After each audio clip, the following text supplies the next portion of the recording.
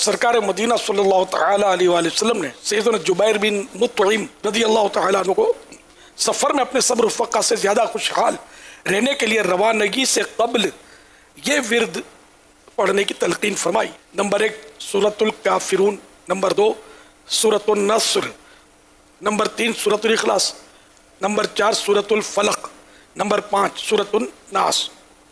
हर सूरत एक एक बार और हर एक की इब्तिदा ने शुरुआत में बिस्मिल्लाहिर्रहमानिर्रहीम और सबसे आखिर में भी एक बार बिस्मिल्लाह पूरी पढ़ लीजिए। इस तरह सूरतें 5 होंगी और बिस्मिल्लाह शरीफ 6 बार।